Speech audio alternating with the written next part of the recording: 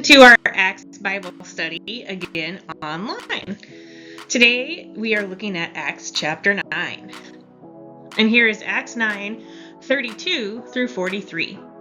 As Peter toured the whole region, he went to visit God's holy people in Lydda. There he found a man named Aeneas, who was paralyzed and had been confined to his bed for 8 years. Peter said to him, "Aeneas, Jesus Christ heals you. Get up and make your bed." At once he got up. Everyone who lived in Lydda and Sharon saw him and turned to the Lord. In Joppa there was a disciple named Tabitha. In Greek, her name is Dorcas. Her life overflowed with good works and compassionate acts on behalf of those in need. About that time, though, she became so ill that she died. After they washed her body, they laid her in an upstairs room. Since Lydda was near Joppa, when the disciples heard that Peter was there, they sent 2 people to Peter. They urged, "Please come right away." Peter went with them. Upon his arrival, he was taken to the upstairs room.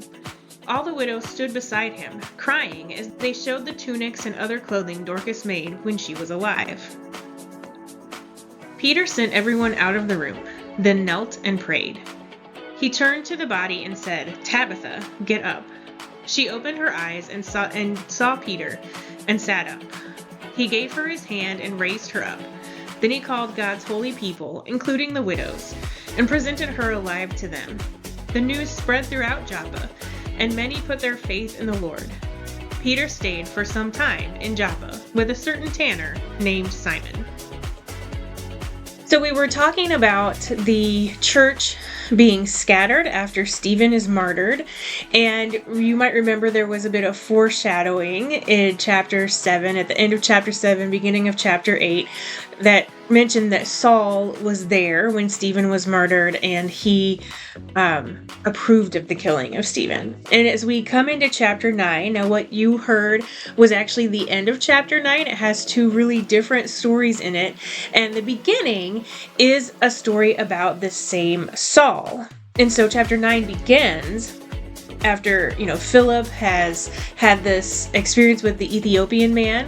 Now we move back to Saul. And chapter 9 says, "Meanwhile, Saul was still spewing out murderous threats against the Lord's disciples. He went to the high priest, seeking letters to the synagogues in Damascus. If he found persons who belonged to the way, whether men or women, these letters would authorize him to take them as prisoners to Jerusalem." So this sets the scene for Paul to be headed to Damascus, looking for people to arrest.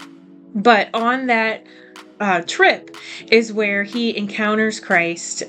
He is blind for 3 days, and he becomes a follower of Jesus instead of a persecutor of the followers of Jesus.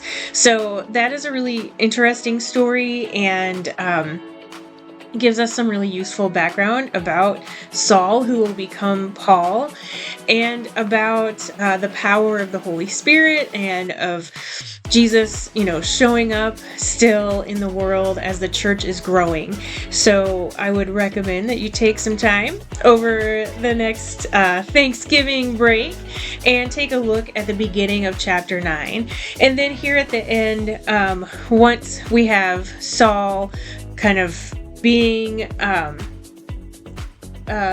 included in the community. At first, people are a little hesitant to believe this guy could actually be wanting to follow Jesus. But so Saul becomes an apostle, and then we move over to Peter, because we're following all these different apostles as the church has scattered and as they are sharing the good news and being moved by the Spirit, right?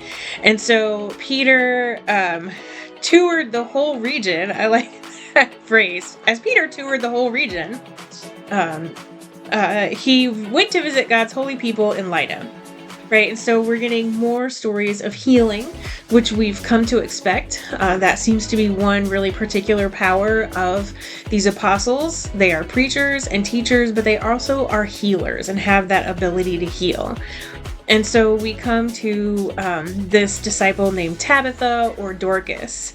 And one thing that I love about this story is just the way that she is described, that we don't know historically a whole lot about her. but her life overflowed with good works and compassionate acts on behalf of those in need. And so because of that, she is so loved by her community, and her death is such a loss. And so they get Peter to come, and they want to show him, not only did we love her and she cared for us, but here are the things that she made for us and gave us.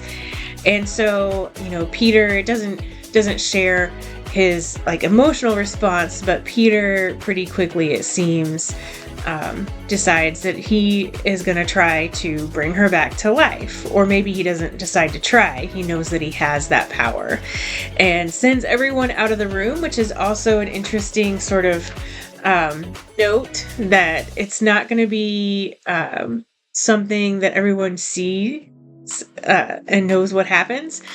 But he brings her back to life and presents her alive to all the widows and also the saints that are there. This is one of these moments where we get that word. The Common English Bible says the holy people. He called God's holy people, including the widows, and presented her alive to them. And that is the word for saint. And so we recently had All Saints Day, and we celebrate that saints aren't just people who are perfect and do amazing things, but saints are all of us. And so Peter calls in all the saints there in Lydda and shows them, look, here is Dorcas or Tabitha. She is alive again. And so Peter is pretty well liked there. He stays for a while and hangs out. And this, of course, is going to set us up for the next episode in chapter 10 of what Peter is going to be up to next. But we have this wonderful stop in his tour of the region where he not only heals a man named Aeneas, but he also, comes quickly to these people who really need their friend back. And so that's one of the stories that I really like in the book of Acts. And to think about who Tabitha was, how she was loved by her community and appreciated by everyone. And the gifts that she had were still needed. And so Peter brought her back to life.